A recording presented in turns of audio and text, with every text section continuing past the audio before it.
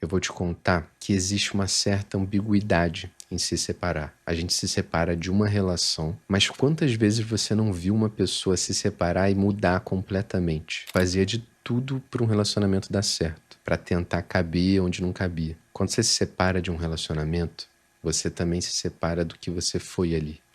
A gente está aqui na segunda fase de como superar um love bombing, a aceitação. E nesse terceiro capítulo sobre se separar, eu vou te contar que existe uma certa ambiguidade em se separar. A gente se separa de uma relação, mas quantas vezes você não viu uma pessoa se separar e mudar completamente? Essa mudança, ela não é por acaso. A pessoa se separou da relação e se separou dela, do que ela era no passado, do que existia nela e fazia ela continuar naquele relacionamento. Se separou da parte dela que fazia de tudo para um relacionamento dar certo, para tentar caber onde não cabia. Quando você se separa de um relacionamento, você também se separa do que você foi ali. E às vezes a gente hesita em superar uma relação justamente para evitar essa separação. A gente hesita em se separar da gente para evitar a dor que ainda sentimos por aquele relacionamento não ter dado certo. E aí vê como é um ciclo sem fim.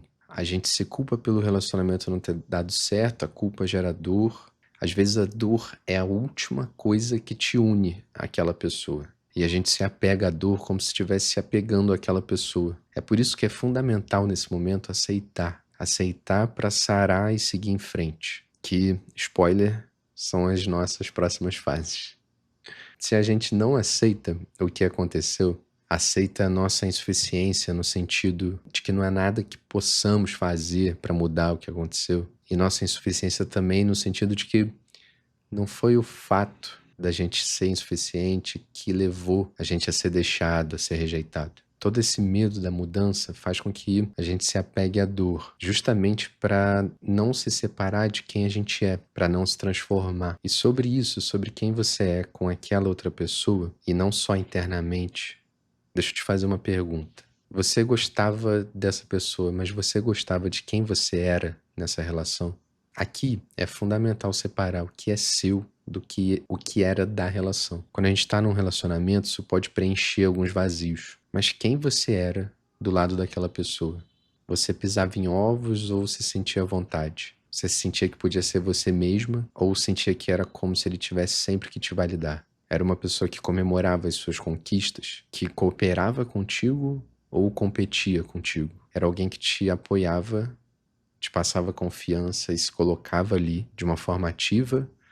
Ou era alguém que ficava ali do lado e quando você cobrava algo, a pessoa respondia: "Ah, mas você não pediu nada"? Quando a gente lembra de uma relação, questiona se você não está lembrando só das partes boas. E se isso não é um medo e uma insegurança com o desconhecido, com a mudança. De tentar voltar para um lugar do passado porque, apesar de ser um lugar tóxico, é um lugar conhecido. Quando a gente se lembra, a gente tende a focar nas partes que preenchiam nossas carências, porque é justamente essa carência que a gente está sentindo agora. E a gente quer resolver ela de uma forma rápida, instantânea. E a gente esquece rápido o fardo que era carregar a relação nas costas. Às vezes o término é necessário para a gente se separar dessa nossa versão que aceita carregar uma relação nas costas. Pensa que é uma versão sua que fica para trás depois desse relacionamento. Uma versão que se culpa por tudo, que tenta dar o máximo numa suposta garantia de que assim você vai ser amada. Eu sei que pode doer agora, mas de repente esse término e essa dor são justamente oportunidade para produzir uma verdadeira mudança em você e quebrar, de uma vez por todas, alguns padrões. Voltar com o ex é como tomar um café requentado. E eu sei que esse caminho da mudança não é nada fácil. Eu já tive aí, já me recusei a mudar várias vezes. E são várias as justificativas que aparecem. A gente pode achar que não vai aparecer mais ninguém, como se nossa única chance de ser feliz fosse com aquela pessoa. E essa ideia, ela nada mais é do que uma resposta à angústia de se perceber presa ali naquela superação, como se o tempo não estivesse passando, como se aquele relacionamento não estivesse sendo superado. Então é como se eu pensasse em voltar, e eu já tive nesse lugar, justamente para aliviar a angústia que eu sinto. Mas isso é uma armadilha. É só mais uma forma de você tentar se convencer a tentar de novo. Sobre isso eu posso te falar, voltar com o ex também é voltar para a pessoa que você era antes e resistir a essa mudança que é necessária. Não é sobre o relacionamento, é sobre você. E mesmo sabendo que é sobre você, muitas vezes a gente se pergunta se foi real para outra pessoa também,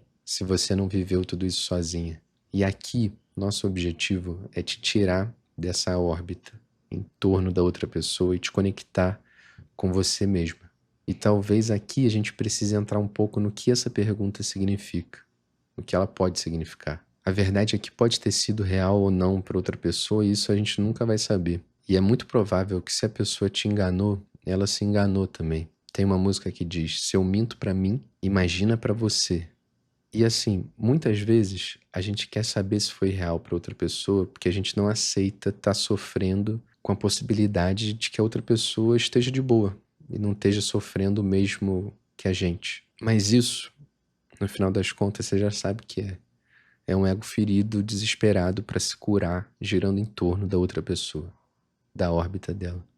De toda forma, o que importa aqui é que foi real para você.